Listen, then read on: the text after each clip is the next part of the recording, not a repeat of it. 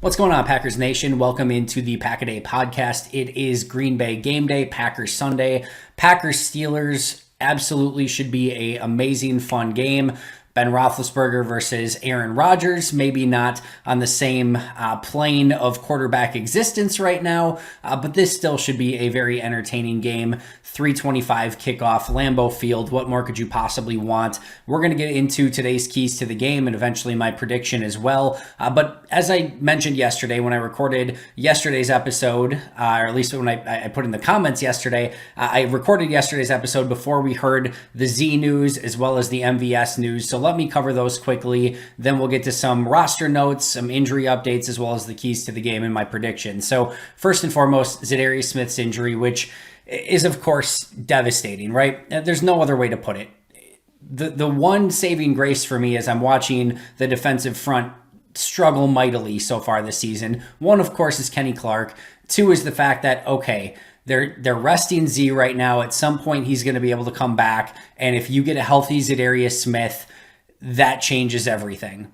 Well, now that's massively in question. He has back surgery. There's hope that he will get back towards the end of this season.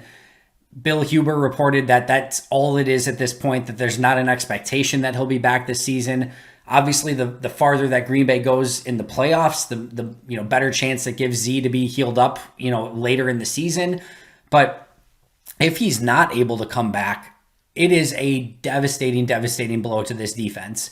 And you might be thinking right now, well, okay, Rashawn and Kenny and Preston, like, you've got some things up front, and maybe Brian Gutekunst can go strike a trade at the trade deadline. I'm not saying that that's impossible, but they've basically borrowed as much from future caps as they almost can right now. There's a couple stones they can kind of turn over a little bit to get a little bit more salary cap relief. But for the most part, this is their team. Like, this is their roster.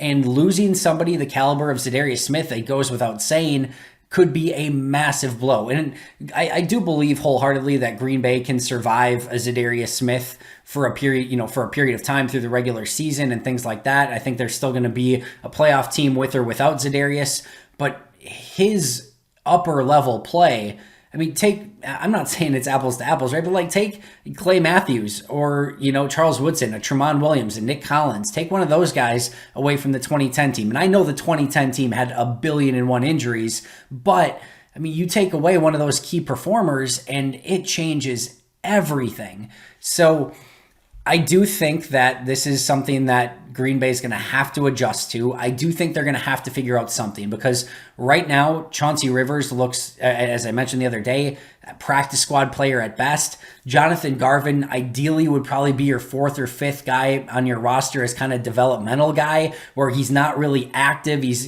kind of on your 53, but still, just kind of getting practice reps and things like that. I think Preston and Gary are going to be just fine as your two main guys. But right now, if you take Kenny Clark, Preston Smith, Rashawn Gary off the field, the drop in talent level is massive. And not having a guy like Zadarius who you can move all the way around. They tried Rashawn Gary over center, like doing that Zadarius Smith rush move, and it did not go well. It's tough. And again, we'll see. Maybe he comes back later this season and is entirely healthy. I think that will remain to be seen. But it was a tough pill to swallow. And this is always the nervousness of having a all-in sort of season where you put all your eggs in one basket and all of a sudden one of those eggs is rotten. Yeah, that's not a great start to things. And I think this Green Bay team overall is going to be fine. But when you're talking about needing to be at your absolute best come playoff time, and you need all of your guys to be playing their best, if Z's not there, just a massive blow to the overall state of the Packers. And it is with very much in the realm of possibility that if Z's not able to return this season, it is in fact likely that he has played his last snap as a Packer. And talk about just a crazy fall from 2019, where arguably best defensive player in football. I mean, you can make a legit argument that Z was the best defensive player in football in 2019. Certainly within the top 5. 2020, good. Really nice season, better than most, nowhere near his 2019 season. Still a really solid year, still looked like a long-term building piece. 2021, everything seems to fall apart, right? doesn't get voted captain, injured all offseason, back issues, I think one training camp practice, doesn't seem totally satisfied with the team. Then he plays in the first game, gets shut down, 3-week IR, and then all of a sudden, looks like it's going to be long-term, maybe the season, and maybe that's it as a Packer. They don't have the funds. There's no way he's playing under the contract for next season. There is no way. Absolutely none. And he does not seem like he's in a spot to take a pay cut from Green Bay. Like, it just seems like that is destined to part ways this upcoming offseason. Again, with everything, we have all offseason to get to that, but certainly disappointing in every way, shape, or form. Let's swing to another injury update, and that was MVS, who goes on a 3-week IR. He had, of course, a little bit of a cryptic emoji tweet. It sounded like he was on Game On Wisconsin earlier this week saying that he was going to be good to go. Green Bay decides to shut him down for 3 weeks. It certainly seemed like maybe this was going to be something where he was going to sit this week and then kind of reevaluate. It's not the most important part of the schedule. I think we would agree with that. Steelers this week, then Bengals. Hopefully Green Bay can get by through through that stretch. But either way, this is a loss of a very talented, dynamic player on the outside. And I think, as I mentioned yesterday, they just don't have another MVS on the roster, somebody that's going to stretch the field. We'll see how Alan Lazard and Malik Taylor, Randall Cobb, Amari Rodgers fill in with that void being there with MVS for 3 weeks. And I think it's a really good opportunity for some of those guys to get a little bit more consistent playing time. But there's definitely going to be a loss there with MVS out for 3 weeks, and I think that goes without saying. Couple other notes from Saturday. EQ was summoned up to the active roster for Sunday's game. And I think that was certainly, really easily predictable. They protected him through the week, which made you believe he'd be the one that was activated. So he moves up to the active roster. We'll see what his role is. When he was active last time, he did get snaps, and that was even when they had 7 wide receivers active and MVS. So I would expect him to be active on offense, and we'll see what he's capable of and if he can add some juice to this offense. He's not exactly a deep threat like MVS, but he still has some run after the catch ability, can be a possession receiver over the middle, and I do think he's going to get a decent amount of snaps on offense this week, but we shall see. And then, of course, the big news from Pittsburgh side of thing is Chase Claypool, is out for this game. So a big break for Green Bay's defense. Chase Claypool can give anyone headaches with his size and his athleticism. He's been a really nice receiver and kind of just, Ben Roethlisberger's go-to guy when they get into situations where, whether he needs to be bailed out because there's pressure on him or in big third downs, things of that nature. Of course, he's a major red zone threat as well. So not having to go against Chase Claypool certainly will make things a little bit easier for Green Bay. I still really love this Pittsburgh Steelers wide receiver core. Juju Smith-Schuster, Deontay Johnson, and James Washington. So Green Bay's still going to have its hands full, no question about it. But you certainly are a little less afraid with Chase Claypool not in there. All right, so let's get to my 12 keys of the game, as I've been doing every single week. We'll go through these a little bit more lightning round this week since we've had a lot to discuss already. Number one, and I don't think there's any question about this, is controlling TJ Watt, Cam Hayward, and Melvin Ingram up front. This is a very disruptive group, and they can wreck a game on a moment's notice. TJ Watt is a pro's pro at ripping the ball out of quarterback's hands, getting to the quarterback, just making game-changing plays. And he will likely, be up against Billy Turner as well as Yash Nijman. So Nijman, I know I always mess up the name, I apologize. But I do think that there's a chance that you could have Melvin Ingram against, Yash on one side. I think there's a good chance of that, where Green Bay would probably need to help a little bit on that. And then you could end up with TJ Watt versus Billy Turner one-on-one. And I think it's sometimes easy to be like, all right, Billy Turner's our steady guy over there. But TJ Watt, Billy Turner's not a great matchup for Billy Turner or this Green Bay offense either. So it's once again going to be paramount that Rodgers is able to get rid of the ball quickly, stay within the structure of the offense. Hopefully they can develop the run game. This is a young, inexperienced offensive line to be going against 3 players. I mean, Ingram's been great so far this year. We know what Watt can do. Hayward is one of the most underrated players in all of football. Matt LaFleur had heaps of praise for Hayward this week. Thankfully for Green Bay, Stephon Tuitt's still injured. Otherwise, that would be another nightmare to go against. But it's going to be a tough battle up front. I think Green Bay's offensive line is going to have to be even better this week than they were against San Francisco a week ago. I don't think Nick Bosa was 100%. We'll see if TJ Watt is this week, but going to be a very tough matchup up front. On the flip side, number 2, you have to attack Dan Moore and Joe Haeg at offensive tackle. Listen, I'm willing to give Preston Smith, Rashawn, and I think Preston Smith's had a pretty decent 3 weeks. I think that's a fair thing to say. But Preston Smith and Rashawn Gary, they've had really tough tackle matchups, as I've mentioned this week.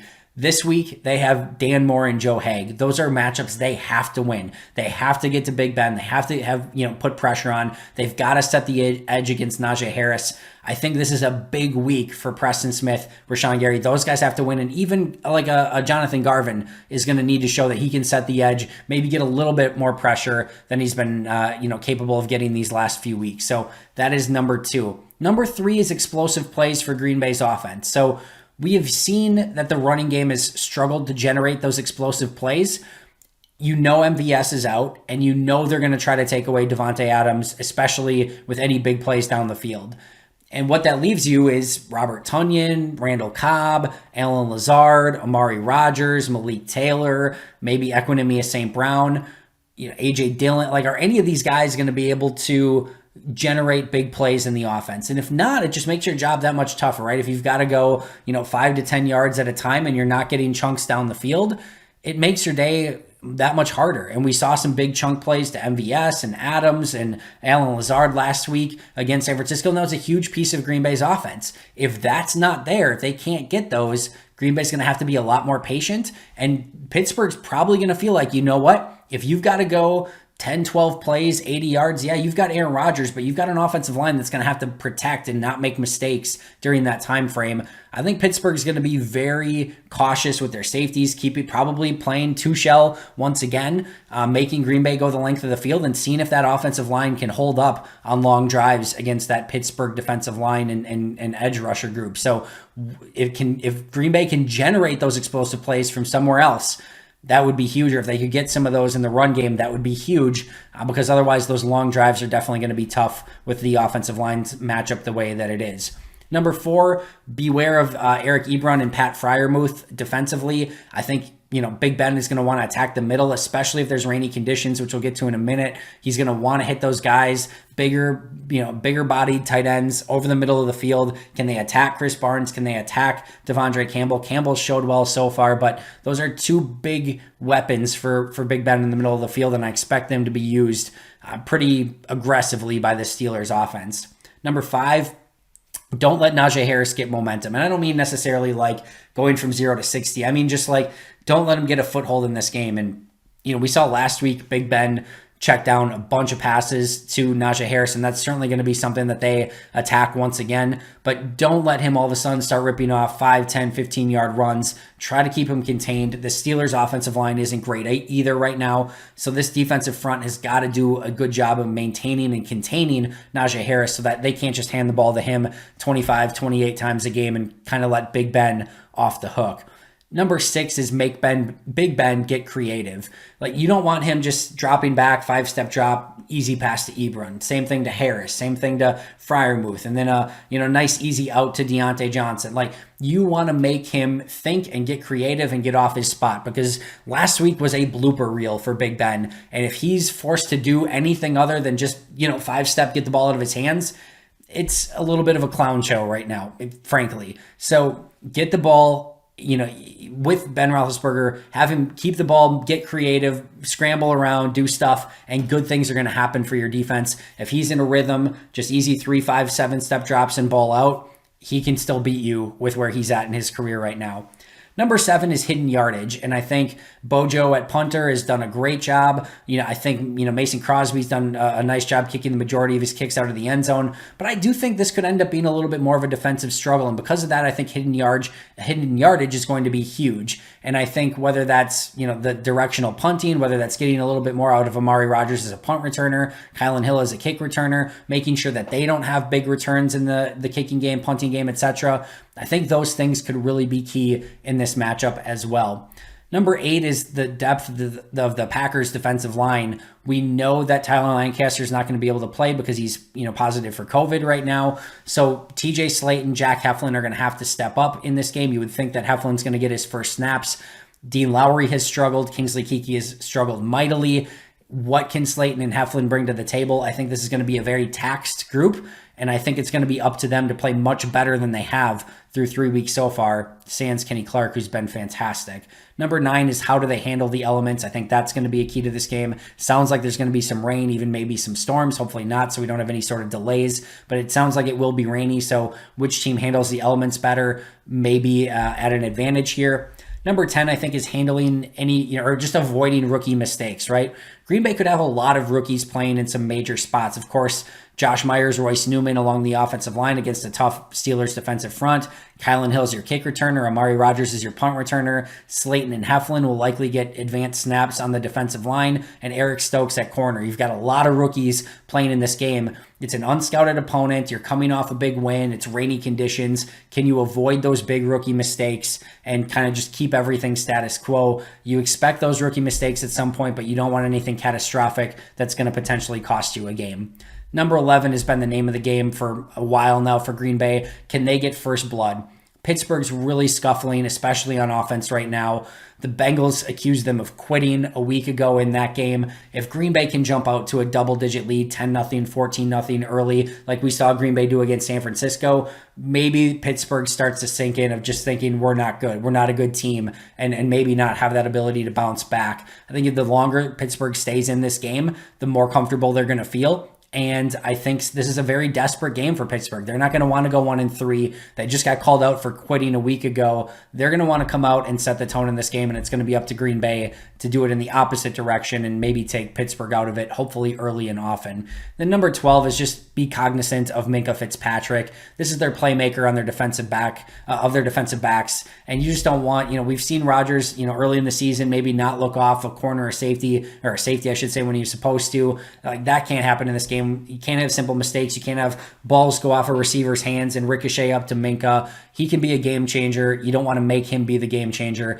You want to not necessarily avoid him, but just be aware of him at all times because he does have the ability to make such an impact on the game. As far as predictions, I do like Green Bay in this one, but I think it's going to be really close. And I think it's going to be a little bit more defensive. I think the offenses might struggle against these tough defenses. At least Pittsburgh's tough defense. And I think Green Bay's defense is going to have a nice chance to kind of really show what they're capable of against a lesser Steelers offense. I think Packers win 24-23.